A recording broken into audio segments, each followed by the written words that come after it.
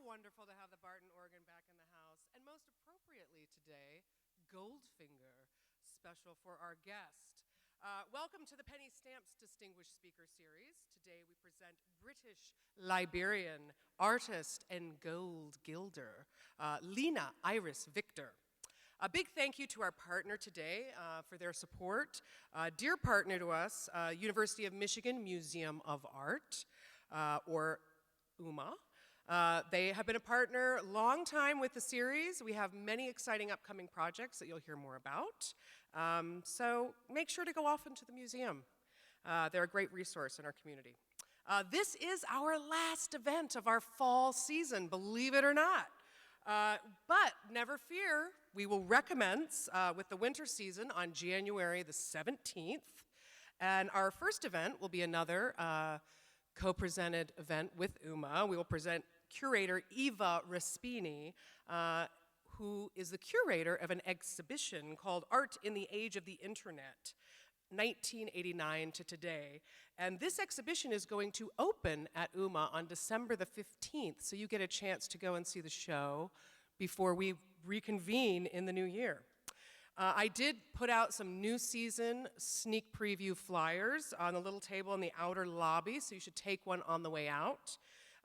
There's more to come. We're hard at work finalizing details for a few additional events, but this will give you a taste of what is to come as we continue with part 2 of Season Turn, and looking forward to seeing all of you back in the new year.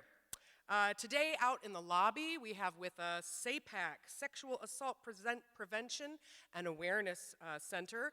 There's some gals out there with some fun stickers and information for you, so drop by and say hello.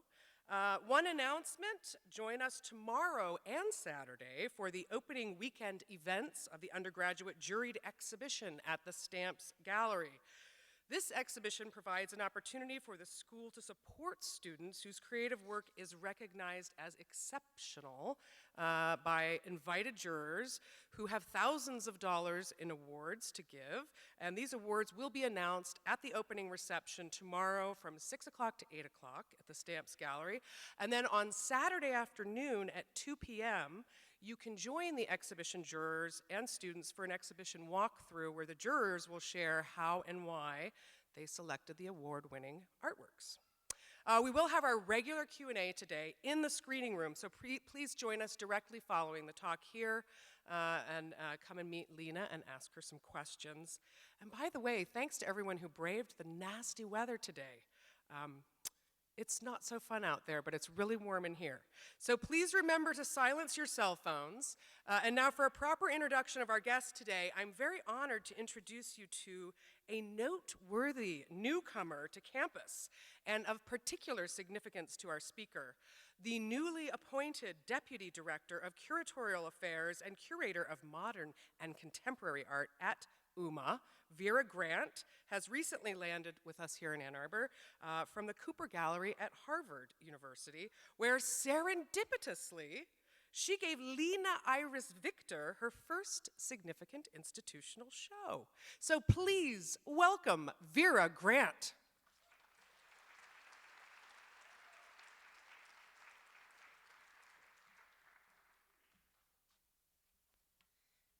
Hello and good evening. Hello and good evening. Yeah, it's just really, it is serendipity that just at the time that I was moving here, Lina tells me she was going to be here giving the lecture. It's just one of those wonderful moments in life, and I have been just experiencing wonderful moments all over the place by coming to Ann Arbor, so I'm quite delighted. I have worked with Lina for the past few years, and it's been a wonderful, very special experience that spills over from being colleagues right into a sisterhood. It's very unique and vibrant, and I hope that when you listen to what Lina has to say and see some of her art, that you would see how that would be an illuminating and extraordinary experience. So Lina Iris Viktor is a conceptual and performance artist and painter living between London and New York. and the multidisciplinary approach to her work weaves disparate materials and methods belonging both to contemporary and ancient art forms, while calling into question the nature of time and being. Her works are a merging of photography, performance, and abstract painting, along with the ancient practice of gilding with 24-karat gold. This cross-pollination of genres unite to create increasingly dark canvases embedded with layers of light in the form of symbols and intricate patterns that Viktor calls lightworks. Viktor has exhibited in museums in the United States and abroad, most notably at the Harvard Art Museums and the Cooper Gallery at Harvard University, the Spelman Museum of Fine Art at Spelman College in Atlanta, and she's also engaged in numerous critical talks and panels at New York University, the Institute of Contemporary Arts in London, St. Louis Art Museums, and King's College in London. I've seen her and met with her at numerous fairs. It is really wonderful that the Stamps School of Art has, gone out of their way to present the talk this evening by Lina Viktor. Her work transcends mysticism in a post-colonial spectrum, and in doing so, she reenacts a disruptive idea of primitivism. Her interpretations reveal intelligence, beauty, and perfection. Yet trapped in refuge and confinement, her reflections of postmodernist societies seem dark and threatened. By blackening her naked body, she inverts European notions of beauty and purity. Viktor poses with defiance. Her use of gold on and around the black body reminds the viewer that she acknowledges light because of the existence of dark. One begins where the other ends, and centering the black female body alludes to women's mysteries of African matriarchal collectives and the preeminent roles women played within these collectives as a harmonizing enforcer of justice. Viktor's narrative poses a concept of utopian threat, where women reign supreme as arbiters of justice, the aesthetic ideal, and the divinity we all look to reestablish balance in the world. And her utopian decor contradicts values incarnated in a society that has long lost or is trying in earnest to regain its values through spiritual introspection. So Viktor layers her body on top of the canvases and gold on top of her body, such that the imaginary becomes secondary. And her works recall the realm of adornment that once existed preeminently. So far, her intuitive introspections reveal a collective memory. Meticulous and mysterious, her works are an entreaty to the divinities. Each portrait is gilded, adorned, and blessed with her own hands as a personal and intimate offering. Using symbolic characters, this artist spreads a light that invokes the desire to collaborate the inner substance of life, to celebrate it, but she also excavates the essence of wealth from under earth, oil and gold. Please give a warm welcome to Lina Iris Viktor.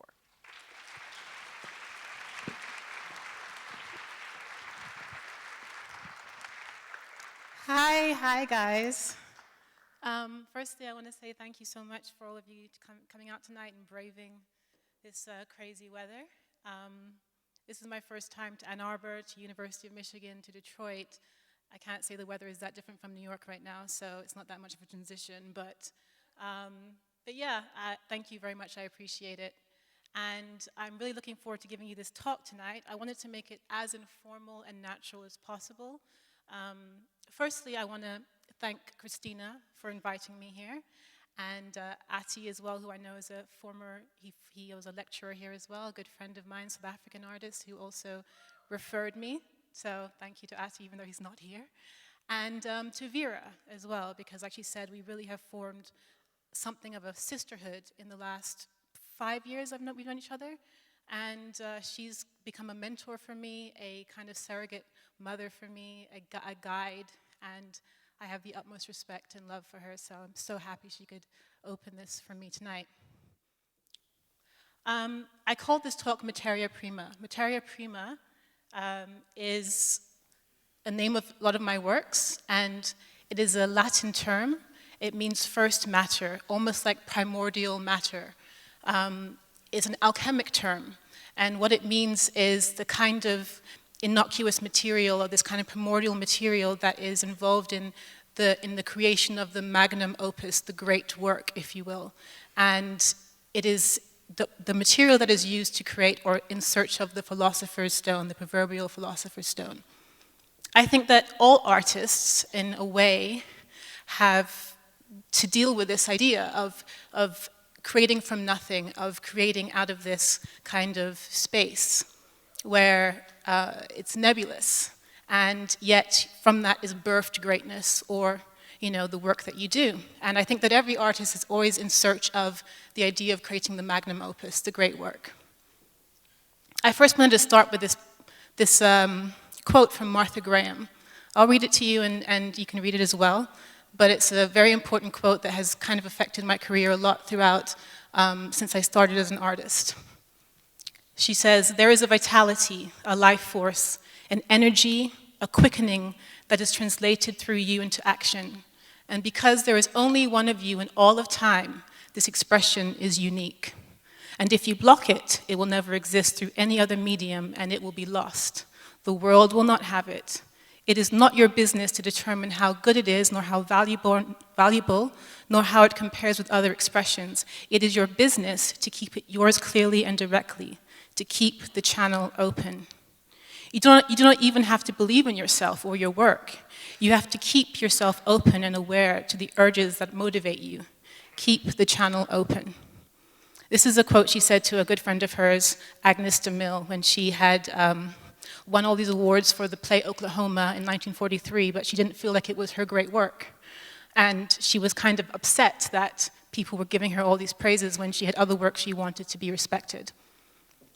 I, as an artist, am always striving to keep that channel open, to keep those conversations going with the other dimensions, if you will. I feel like artists are conduits.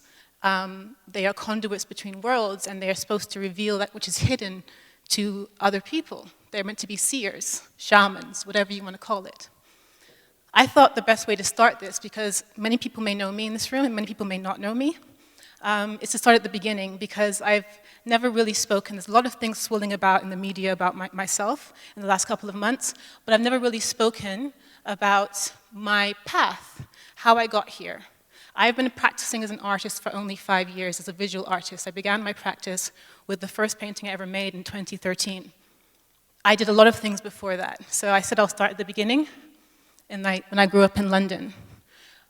My parents are both Liberian, born and raised in Monrovia, and my dad was educated in the States, but went back to Monrovia to begin his business, married my mom, quick story, the quick version, married my mom and had my eldest sister right there, Michelle. She and my family had to flee in 1980 when the first coup broke out in Liberia and Monrovia. They fled in this kind of reverse migration, if you will, to Virginia. My dad took all of his external family, and they all left and went to Virginia.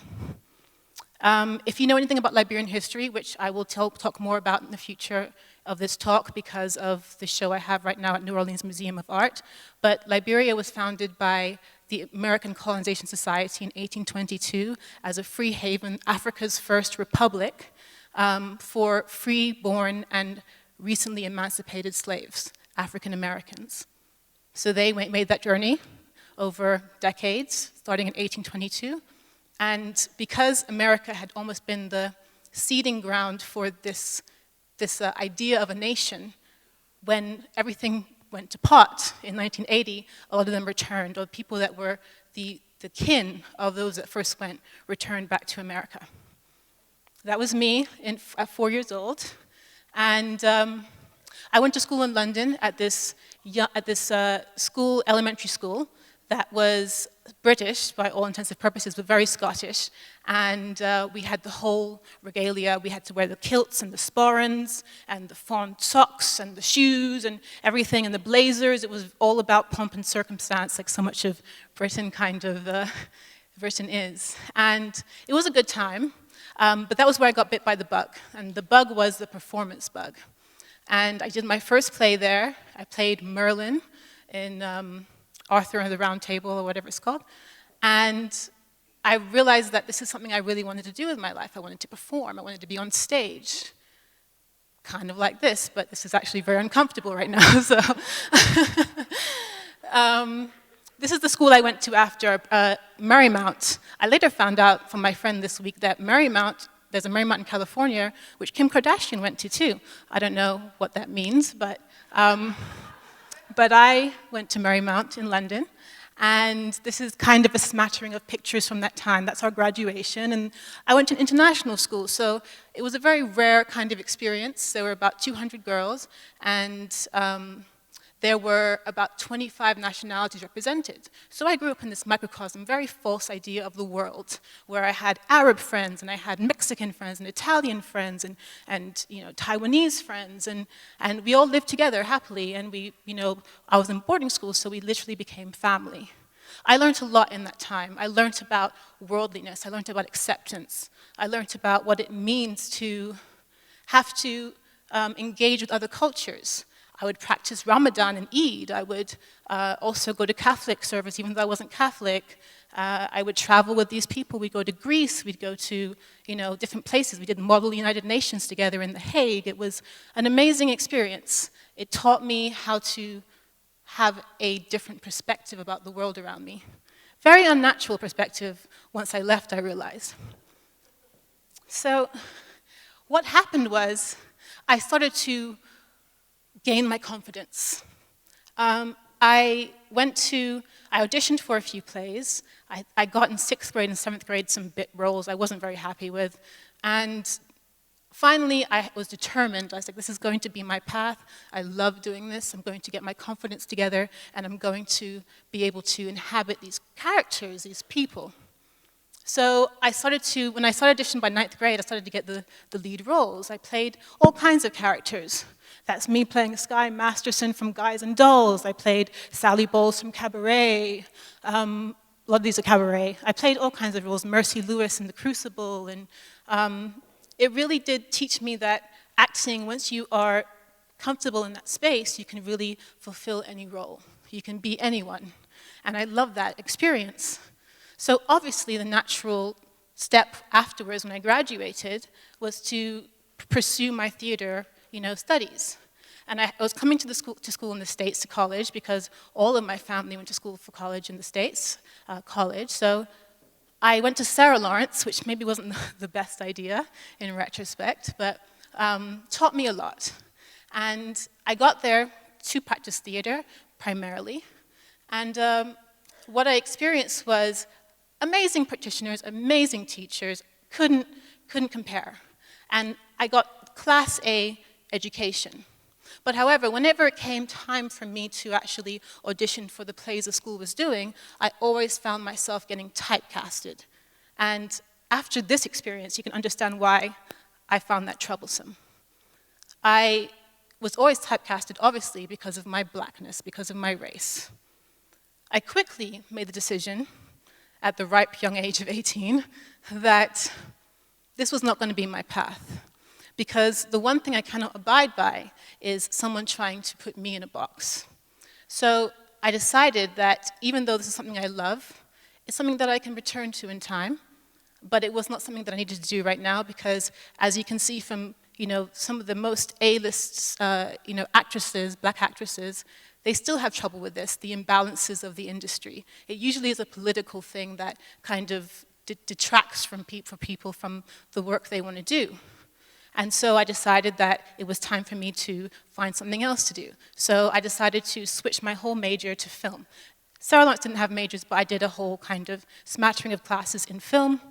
I did everything from narrative filmmaking to documentary filmmaking to, I did screenwriting, editing, everything. I really tried everything. And there was one class that I did that was very, very impactful for me, and that was when I took the art of film with the late, great Gilberto Perez. And he taught me and opened up a whole new vista into what I could see myself doing if I were no longer in front of the stage but behind the camera. And I would watch films like L'Avventura by Michelangelo Antonioni and see the implicit framing of the works and see how these characters interplayed with each other in such a romantic way. And I never saw films like this before. You know, we grew up in a time where the majority of us, we don't take a film class. You see the Hollywood films, the blockbusters, and yes, now more art films and independent films come through, but these are the auteurs. These are the creators of the genre. I learned about Blow Up. I love this film. I learned about the figure, and I learned about composition, and the fact that you could even do something like merge fashion and merge all kinds of other disciplines into one in a film and make the art direction so strong. And actually the characters aren't even that strong, but the whole infrastructure, the world that was created was so potent. I learned about Ingmar Bergman, Swedish film director. This is a scene from Cries and Whispers. I honestly can't even remember what this film's about, except for it's an all-female cast. And look at this image. I mean, it really moved me that you could envision a set that didn't have to kind of conform to reality. It could be someone else's illusion or someone else's idea of a hyper-reality, of a vision where color is actually the signifier in the piece rather than the actual actors per se. And they all work in tandem. More scenes from Cries and Whispers. I learned about Carl Dreyer. This film really revolutionized things for me. The Passion of Joan of Arc. We watched this film, and the technician who put the film on made a mistake. It's a silent film, but there's a score, and she forgot to put the score on. So we watched this very traumatic film in complete silence for 2 hours. And this film, if anyone has seen it, is a series of super close-ups. Everything's in close-up. And panning shots, but no really long shots, no time to take in the rest of the space, so it feels very claustrophobic. And you feel the traumas of this this actress who played Joan of Arc. And she apparently, a little bit of trivia, never worked again. This was the first film she made and the last film she made because she was so traumatized by playing this role. You see how the close-ups are. This is the entire film for 2 hours. It's very intense. But it shows you what the power of the creator to shake the very kind of emotional ground you stand on when you're watching something, to evoke something that is most of the time very hard to evoke or pull out from people. I learned about Ousmane Sembène, Senegalese, the father of African film, they call him. And he said something very important that I always refer to in my work, which is the fact that if we as Africans do not tell our own stories, Africa will soon disappear. And that's a very real statement because our stories have usually been written by other people for a very long time. I feel that my mandate, I feel that it's very important as an artist that I tell our stories. I learned about his film Black Girl, beautiful film, and he in this film is telling a story, a very common story, a Black Senegalese girl looking for another way out, looking for an opportunity to increase her kind of livelihood. And so she takes a job with a French family and realizes that it's a very disillusioning experience for her, and she ends up killing herself because she can't deal with the fact that she can't be with her community. She can't be, around the people that she loved, and at the same time help to make a livelihood for herself. And this film, Kieslowski, taught me about episodic work, how to make films that are episodic, which are things that feed into my work very directly. Decalogue is a 10-part mini-film, basically, an hour per film, all about the 10 Commandments. And this one is about, it's called a short story about love, but really it's a short film about obsession and voyeurism and the more darker side of love. And it's basically about a man that's spying on this woman, a pretty promiscuous woman by the standards then, and he was in love with her, and he would basically stalk her, and then she flips a switch on him and starts to play with him, and it ends up disastrously, as it always does. And then this film, the last one I'm going to show you, is the film that actually made me want to make films. It's by Hong Kong director Wong Kar-wai, In the Mood for Love.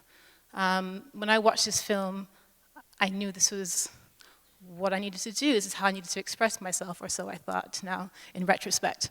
But In the Mood for Love is a film that is so atmospheric. The DOP is Christopher Doyle, and they worked together for a very long time, Wong Kar-wai and Christopher Doyle. And the work they created together is some of the strongest work he's ever done. And it's about lost love, basically. These two couples, these two individuals, both have their own marriages, and their spouses are cheating on them with each other. This crazy kind of triangle. And they're trying to replicate what their spouses might be doing with each other, because they're trying to understand why they would do that to them. So together they kind of play out this scene, this love story that they imagine their spouses are having. And obviously, they can't fulfill their desire once it grows and becomes. They can't consummate it. It's a beautiful film, a beautiful score. If you haven't seen it, I definitely recommend you watch it. So, after college, I started working for Spike Lee. That was a very short experience. And I realized then that film wasn't actually for me. And not because I don't like the art form, it's because of the political aspects of film. It's the machismo of the film industry. Again, it's the feeling that you're constricted in a space and you can't be yourself. You have to always defer to someone else. And also, there was another side of it that I didn't really, anticipate when I was at a school level, at a college level, when I was making films. It was the fact that it's such a collaborative, long-form process. And I kind of like instant gratification. I kind of like to go and make something and not have to rely on X, Y, Z people to make it happen. So I did a lot of things, and I was very worried. I was very worried, and my parents were even more worried, because I've done theater and I've done film, and then I go and do design. They're like, what's wrong with you? And then I tried photography, and they're like, seriously, you need to go to business school. Just go to business school now, you've played around enough. And I even then didn't know why I was doing all these things and how they would ever marry, how they would ever merge. So after I had a design agency, that was a short blip, but I did, and I was working for all these clients, and inevitably it was very unsatisfying, because even though it was my agency and I thought that would give me autonomy, and I picked the clients I worked with, you're still fulfilling somebody else's idea. And what would always happen is that as you're going down the pipeline of the bureaucratic kind of chain of command, the idea that you had that was here suddenly waters down to there. And it was very disheartening. Maybe I was too precious. And maybe that is wrong. It is wrong, actually, to have to fulfill work for a client and be too precious about the work that you're doing. So I realized then this was not for me again. And I kept on hitting these barriers. This is not for me. This is not for me. I had a friend who I hadn't seen for years who had just recently become a curator. And I was doing all these little graphic, works on the side just to kind of keep my creativity alive. It just was something I needed to do. It wasn't even necessarily to be shown. I would post it sometimes. I'd get people's feedback. But it wasn't in any way a career trajectory. I had no idea what I was doing it for. It was for my own satisfaction. She told me, she's like, you know what, how about you try and just maybe make a work and I'll put it in a show, because it seems like you have a very clear aesthetic and idea around the work you're creating, but you need to expand. And so I made the first painting I ever made. And mind you, I hate this painting. And that's how it should be, I think, after a while. You make things and you look back, you're like, that wasn't the best work, obviously, but it couldn't have been. It was the first step. I made a work that actually one of my friends from high school bought. So this work was called Now and Forevermore. I really don't like the work, but I think that it's important to show it, because this is part of the journey. And this is part of me figuring out what I wanted to say with my work, the kind of geometries I wanted to explore, the mathematics behind the work, the kind of macrocosm versus microcosmic conversations I was having around the work. This work showed in Lower East Side in a gallery that no longer exists. And then I met an amazing young man who was the assistant to the artist Jim Hodges. If you're unfamiliar with Jim Hodges, this is his work. Some of his work, he's very prolific. But he did a series of works that were basically excavated boulders that he took from quarries in the New York area, massive, massive boulders. And what he would do is he would metallicize one side of the boulder so that it married seamlessly with the other. So the organic rock would then become this organic metallic material in all colors, as you can see. And one of them he did in gold. And it was 24 karat gold. I went to the foundry, actually, and I saw the process, the foundry that was in Beacon, New York. And I saw the process, and his assistant told me something. He said, you should maybe try using 24 karat gold. And I said, why would I do that? It's so expensive, why? And he's like, because people have an emotional reaction to gold. You cannot replicate that with fool's gold, with gold paint, with 22 karat gold, or any other gold. Real gold, because of the storied history of mankind with gold, is undeniable. And when people see it and people witness it, it is evocative. So it made me rethink my whole practice, which really wasn't a practice at the time, to be honest. But it was me in my kitchen, basically, making these paintings. But it made me rethink, and it elevated my thought processes about the work. I am fascinated with gold. I feel like I always have. I've always worn gold jewelry. I've always liked gold as a color, yellow gold predominantly. But I never really knew the kind of cosmic story of gold.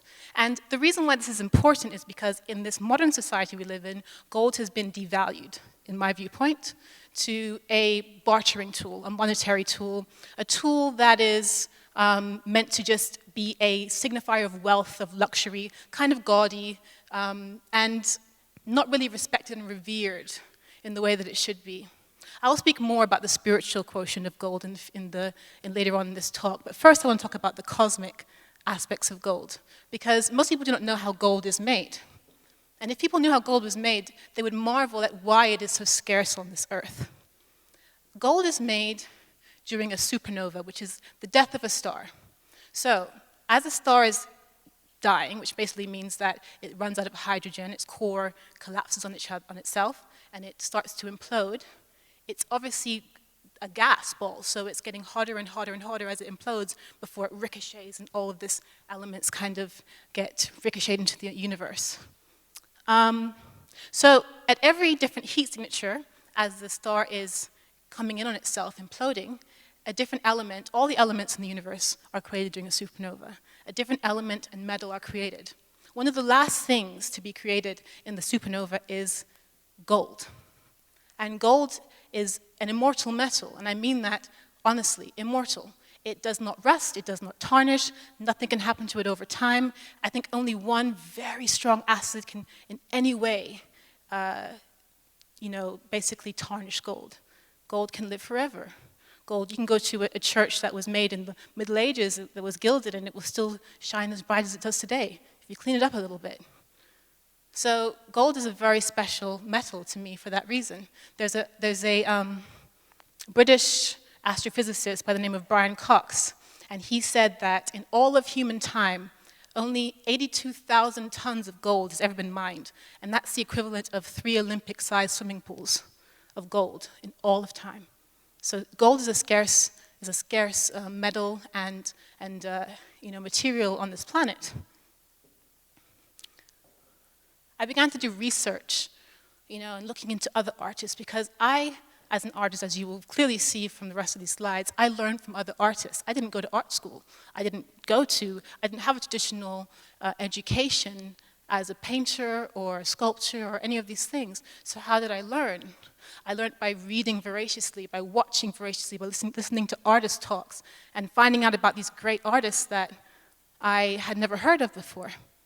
And I learned about Constantine Brancusi, who says, complexity is simplicity resolved.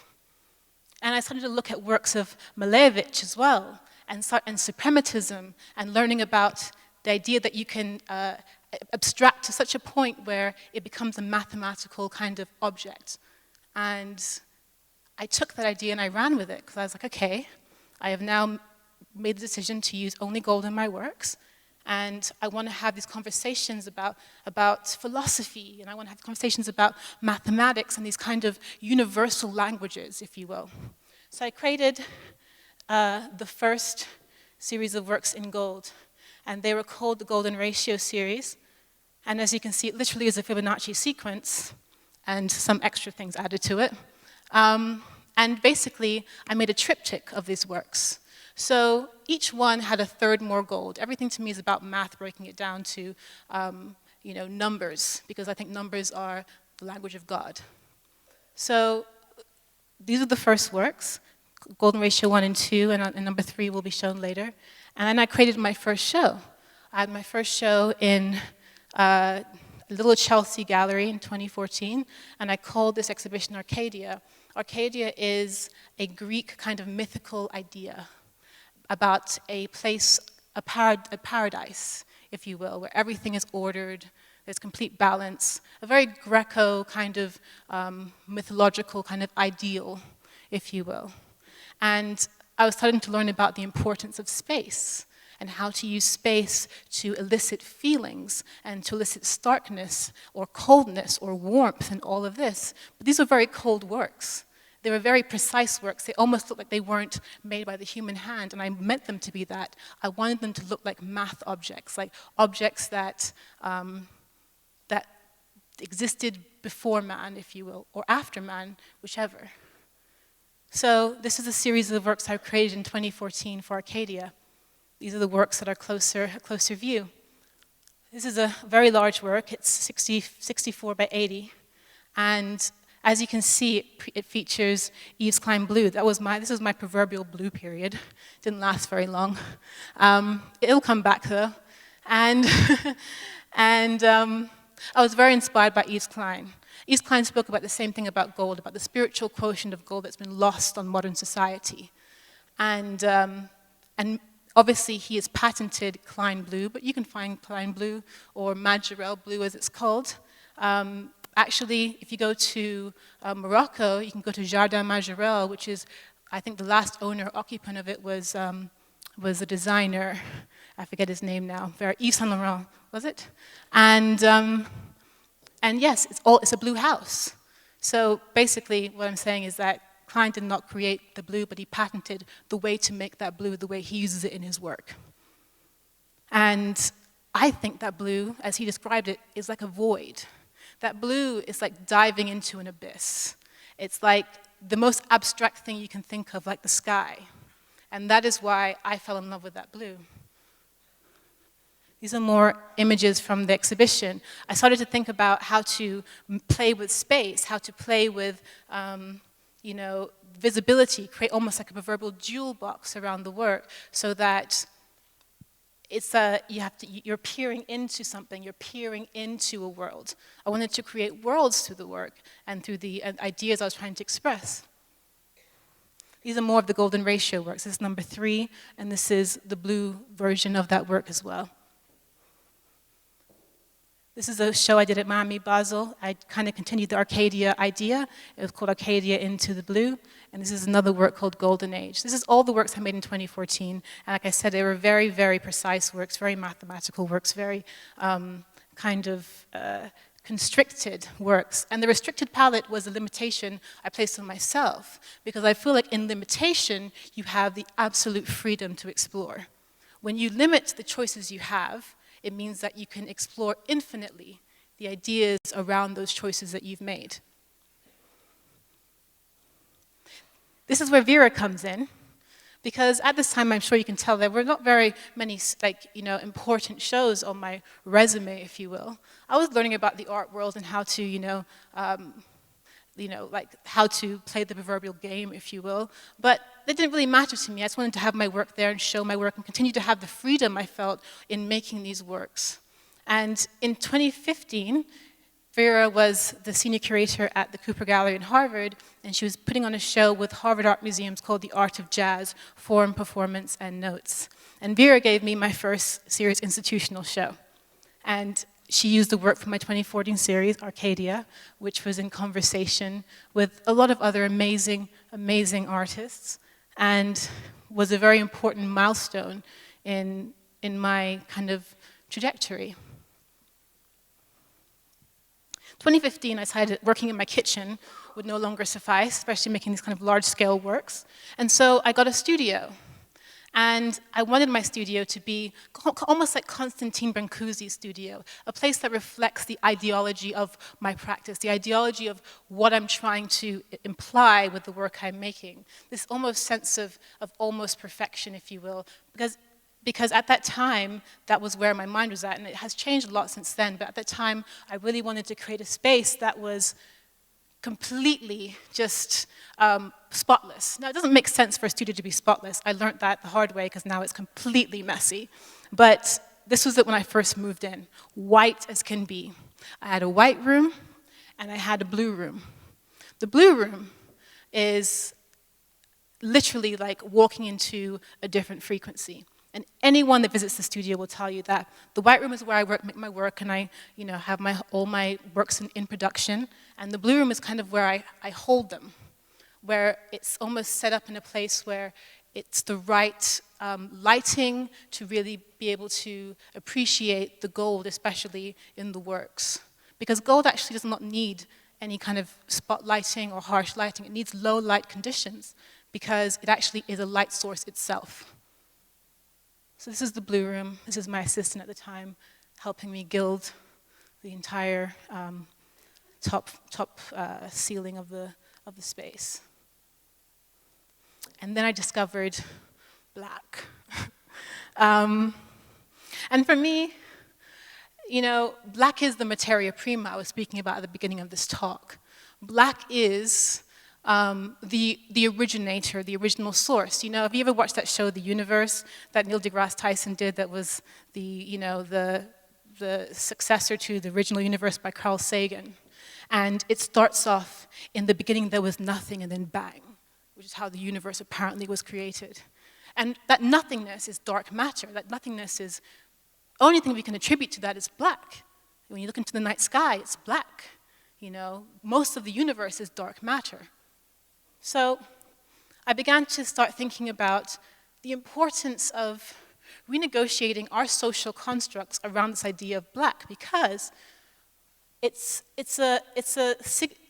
have such a kind of terrible negative connotation when we think of black.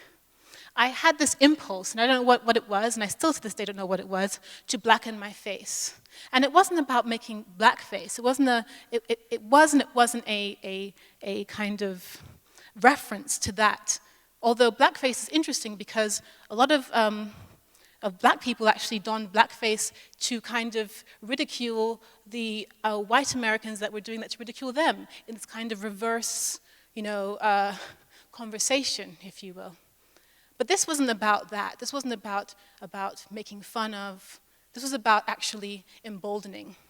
And black to me was this way to embolden myself, to negate all of the social constructs and ideas that people have kind of driven into my skull about what it means to be black, or even just black in the universal sense of the word. Black as a value is what I think it is. It's white and black are the extremities of the color spectrum. They're the parents, and within that, all the other colors fall. Black is the full absorption of light, and white is the full negation of light.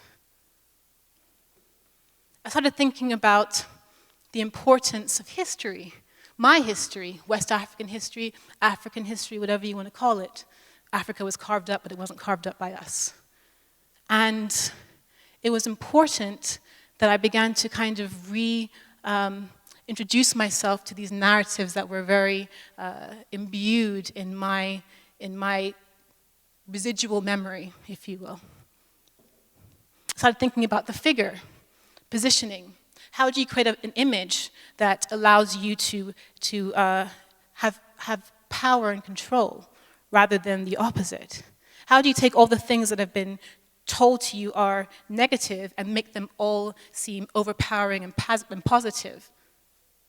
How do you be defiant in the face of all the things that would only break you down if they could? I started to create what I would call an alternative language in my work. This is another work I did in the same kind of vernacular called Yas and Tewa. Yas and Tewa was the Ghanaian princess, I believe, who basically won the Ashanti War against the British. And I assumed her character. And this is where performance starts to come in. This is where things start to make sense. This is where the photography and the design and the filmic kind of perspectives and the idea of creating atmosphere and space, and also the painting that I started to learn how to do, this is how it all began to make sense to me. These are the first works where I felt like I was hitting my stride. I want you guys to take a moment to read all the words that are attributed to Black. And while you do that, I'm going to take some water.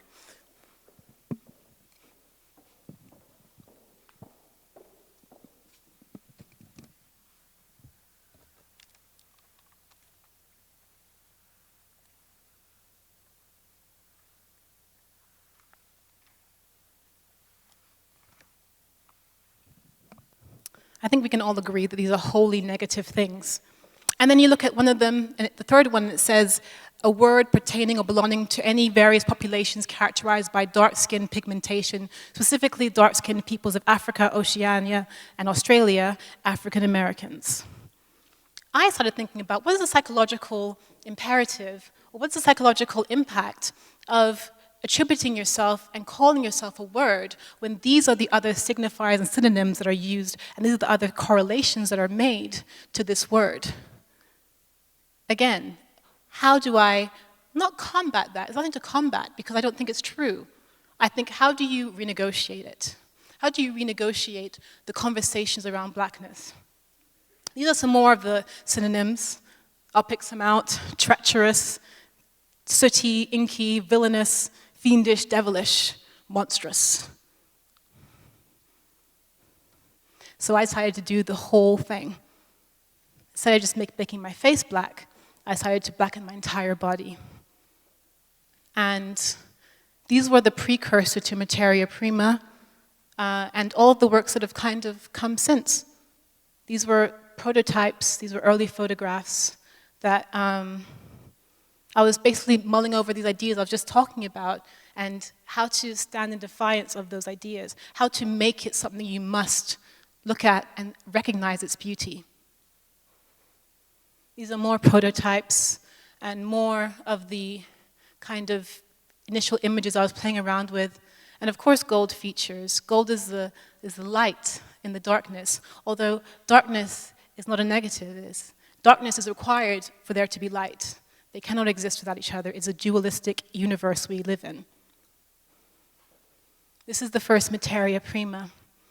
And I was really trying to play with, the color palette really did dwindle even more and diminish even more because I really wanted to get to this idea of essentialism. What is the essential conversation I'm having? Going back to that Brancusi, complexity is simplicity resolved. Simplicity is complexity resolved. How do you make a statement and make it as simple or use the least amount of materials as possible and still make it as impactful as possible? Materia Prima, this idea of primitive or primordial or the source of it all, the mother, if you will, this was that work that basically spawned the rest of the works I'm going to show you. And I wanted people to be able to have alternative readings about things they thought they knew about, alternative readings about things that we've been taught that I knew deep inside were not right. And they were fulfilling an agenda, but it wasn't my agenda, and it wasn't helping me at all. I started to, again, always go back to other artists. When I start to make a new investigation, I actually look at my peers or those that have come before me to kind of make sense of my journey too. I learned from them. And I started to introduce myself to the work of Louise Nevelson. I saw her work for the first time, I believe, in Boston. And since then, I've seen her work many times. I've watched countless documentaries. She was a hell of a woman. And all of these works are made, if you don't know who Louise Nevelson is, all of these works are made with found objects. And what she would do is that she would compose these amazing sculptures, talk about layers and volumes and abstractions and these beautiful works. And then she would color them monochromatic, one color, black, usually black. She does works in white and works in gold too, but usually black. Louise Nevelson has said, "I fell in love with black. It contained all color. It wasn't a negation of color, it was an acceptance, because black encompasses all colors. Black is the most aristocratic color of all. You can be quiet, and it contains the whole thing." And that's Louise Nevelson. I love her. I learned about Pierre Soulages, who's still going, and I love his practice.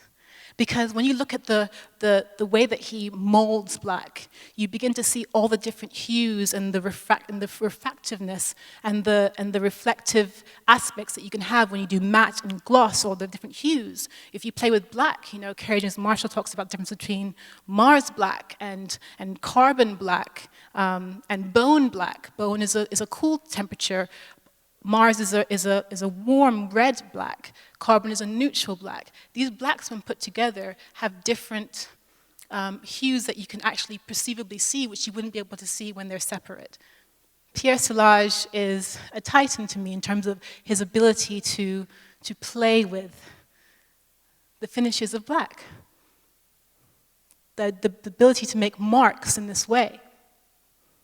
I learned about Alberto Burri and texture and material, the use of what I would call like fractal patterns, which I'll get into. I started seeing that in his work, the scale.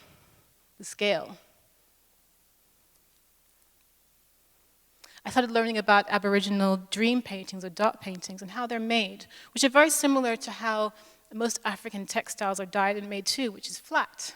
They're made flat, and you work downwards. Most artists, I won't say most, a lot of artists work, you know, up towards the work.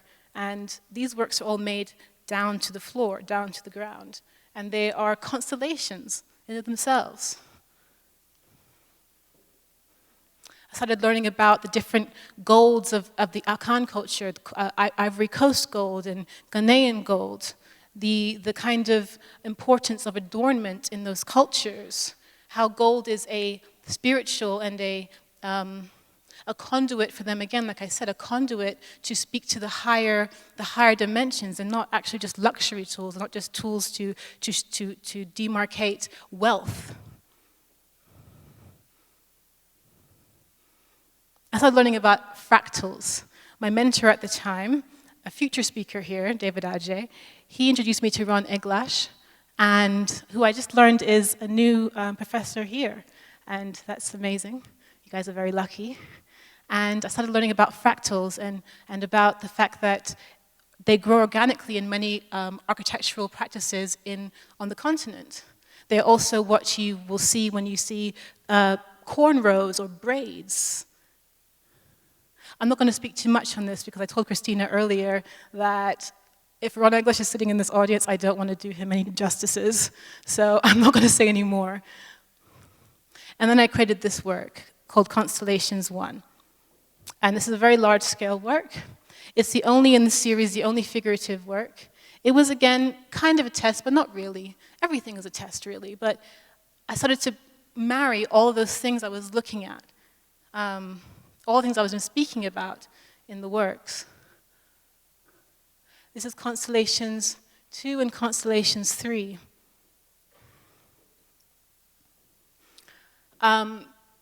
There's a little bit of a furor going on right now. I bring it up because it's important, I think, to clarify. These works were used in the All the Stars video for the Black Panther title track by Kendrick Lamar and SZA. And they were used without my permission. And a lot of people say, oh, well, firstly, why wouldn't you say yes? That's my business. But it's because I wasn't interested, firstly, in participating. And I didn't feel like the film would take into consideration all of the nuances of these cultures that, that were being referenced to. And I didn't want my work to be used in that way, because my work to me is very spiritual, and it's very much imbued in idea of elevating the realities of my Africanness in the world and projecting this other narrative that I think is not to be shared in that way. It's to be shared with people that want to tune in, but not en masse, not broadcasted. And so I bring that up because what I hear a lot is, oh, but these are just African textiles. You don't own black and gold. No, I don't own black and gold. These are just, symbols that have been taken from other places. No, they're not. And it really requires people to inform themselves about the realities of the processes I've gone through to get to this point, to have the respect that is demanded and should be demanded of every artist in their practice and in their craft from getting to a point A to B. These works feature a lot of symbols that are in circulation, a lot of symbols that are used by societies and cultures all over the world, because I believe in the idea of marrying, the idea of synthesizing things that may seem diverse and divergent. But really, all of them are actually my own, because they're all changed and they're all transposed. This is me in the studio making these works. Like I said, they're very large-scale works. And the process is very long. It takes about 4 to 5 months to make each one. And I would say these are the most significant works in my short career that I've made, because they actually began to speak truly about where my mind was at, what I wanted to have a conversation about, what I wanted to imbue. And I was actually getting more interested in abstraction than I was in figuration. This is Constellations 4, and I show this because I want people to get a sense of the dimensionality of the surfaces of the work, the reliefs of the work, because they are not flat works. They are works that are molded and sculpted onto the canvas, so they actually rise off the canvas. This is my studio this week, actually. I took this picture so that you can see kind of the process. And it's a slow process. That was a whole week of work over there. And also just the kind of schematic that's going on, the images that are in the studio right now, these were actually images I was using when I was, or looking to my mood board, if you will, when I was making the works for New Orleans, which I'll talk about shortly. This is the show I did at Spelman. It was a group show called Africa Forecast, Fashion and Contemporary Life.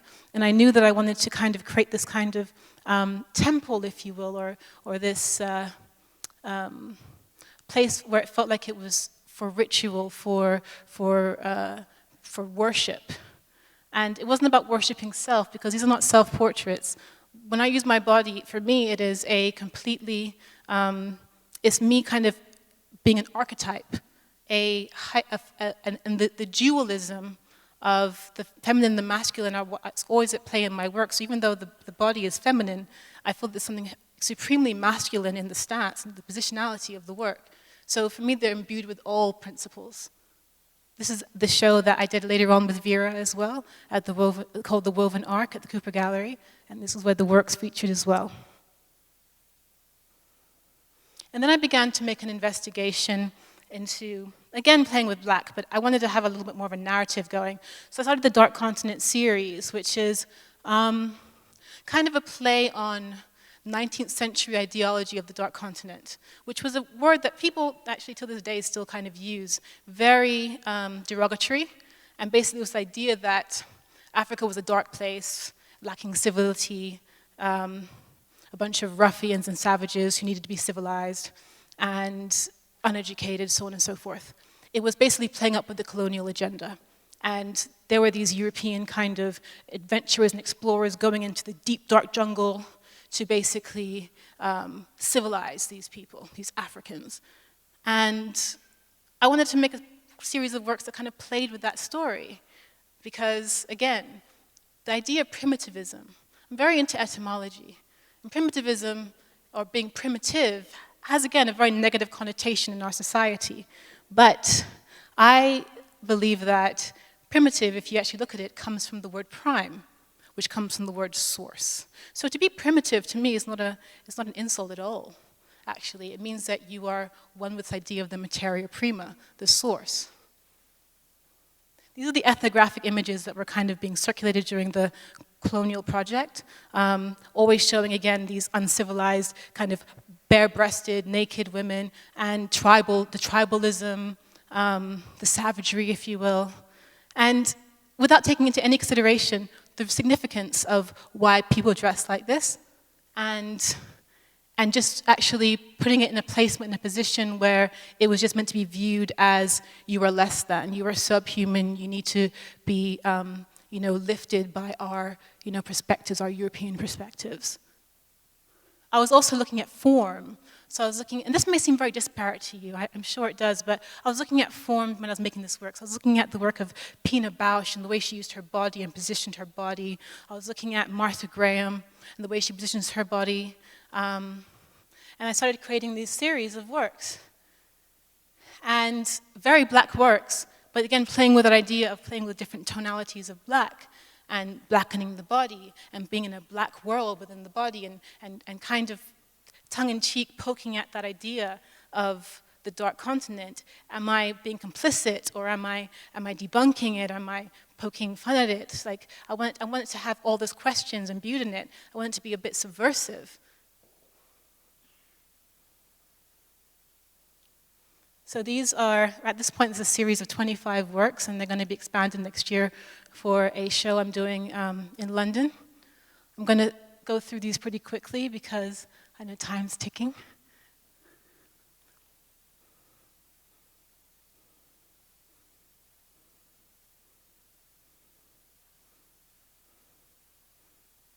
This last work is actually, all these works are very small. They're actually the smallest works I've ever made, and I made them small purposefully so they force engagement. They're very small, like 8.5 by 10 works. And for this one, which is showing next week in Miami, I made it much bigger because I actually wanted to expand the visual field, let people see the details in a much kind of larger scope. So this work is actually 42 by 52, a much larger version of it. And like I said, this series will be continuing next year, and for years to come, I don't know, because I just feel like you need to explore until the well runs dry, if you will. And then with the same idea of the black I was speaking about before, I created this show in London last year called Black Exodus. And I blacked the entire space out. It was almost like going into a cave. It was cavernous because you had to go downstairs into the gallery, and then there was no external light, no outside, no daylight. And so you really had this kind of meditative, quiet space. Again, the frequency changed in the room. It was like a low frequency buzz in the room, and because it was so far out of the way, the gallery, people went there one at a time. They could have time with the work and really experience the work one-on-one in an intimate way.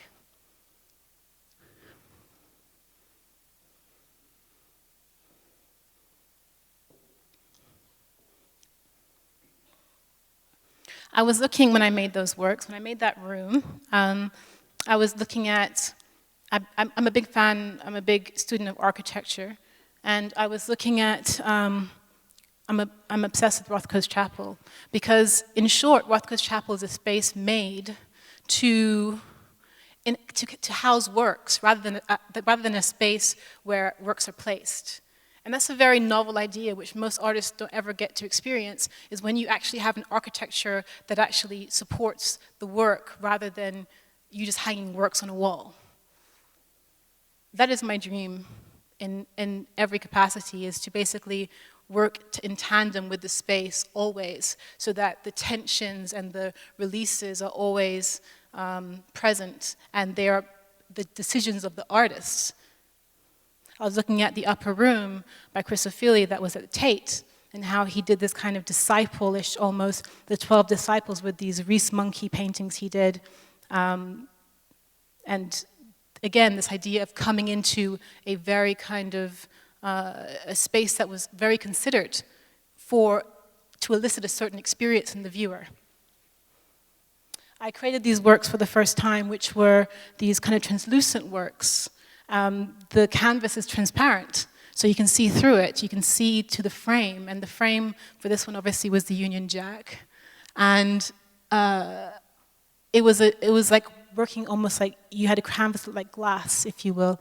And gilding on that was a very different experience than gilding on canvas or gilding on paper.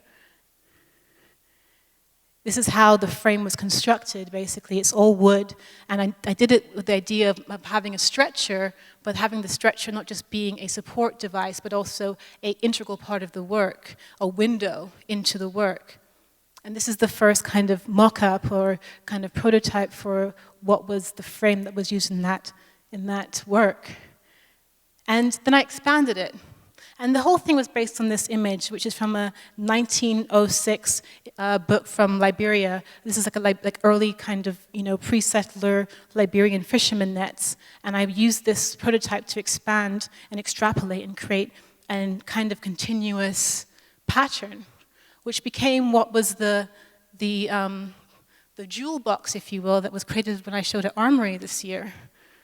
And these are the early prototypes. This is the 3D rendering of the space.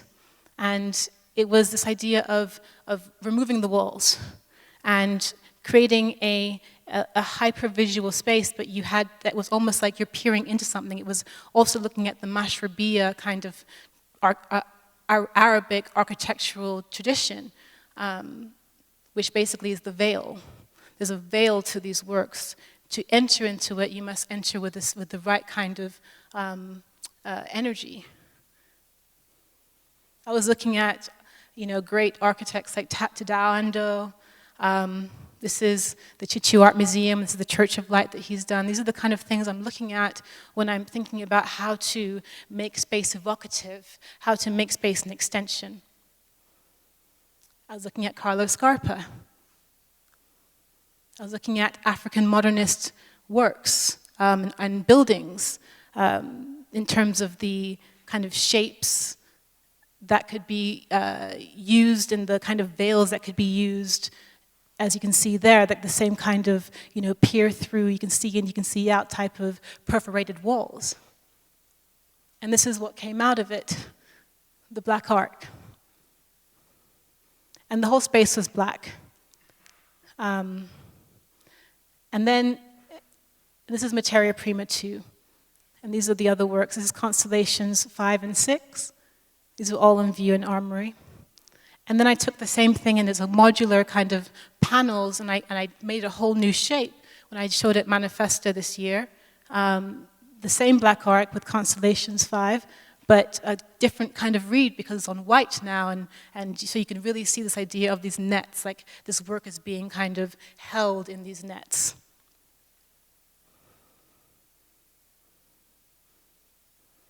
And then the last, and I have a very short period of time, I know, is this recent show. It's open right now at New Orleans Museum of Art.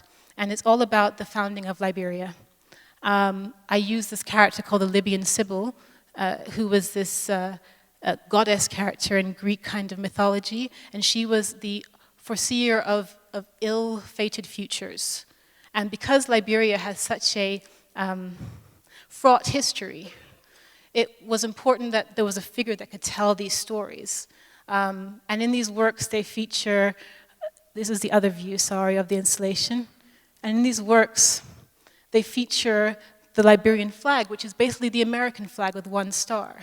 So basically, all the iconography of Liberia is American, and that's what I wanted to really show in these works. I wanted to show this passage from America to Liberia, and they were Americans that basically founded Liberia. And I wanted to unveil, lift the veil of that history, because it's one that's so underdocumented, so not spoken about. This is in the studio as the works are being made. And these are more of the works that are in that exhibition. All of them employing kind of African textile motifs that are actually Europeanized Flisco patterns, if you will, the kind of loss of ownership over your own conversations, which is what happened in Liberia.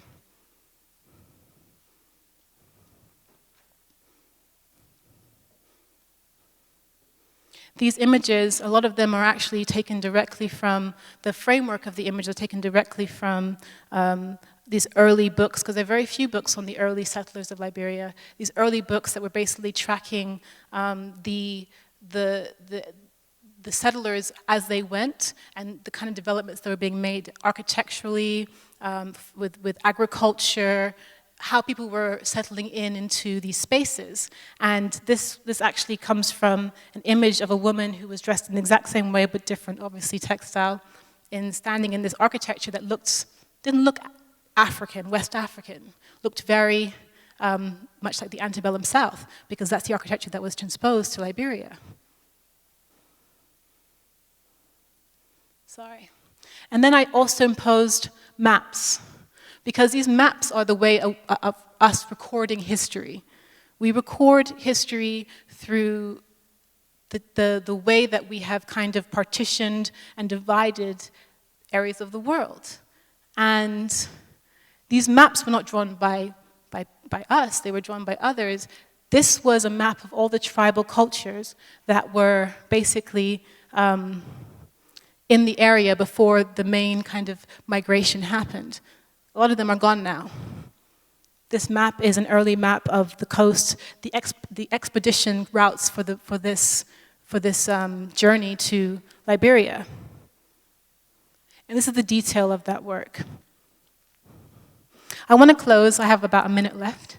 I want to close with this idea, or this quote from Marina Abramovich. She gave to young artists, advice she gave to young artists, and she said, a good artist will probably have one great idea throughout his life, while a great artist will have two at the very most. And I do believe this. I do believe that most artists are always regurgitating and replaying and renegotiating the same conversations over and over again, even if they look completely different, the bodies of work look completely different. And coming back to this idea of materia prima, that is always what I'm searching for, is the idea of coming back to source, the idea of coming back to unveiling hidden realities and truths that we have shrouded over time because it didn't fit our agenda for whatever reason. So with that, I want to say thank you very much. Thank you for coming out today. I will be going to the screening room, and I'd be happy to take any further questions there. I want to say thank you very much for your attention.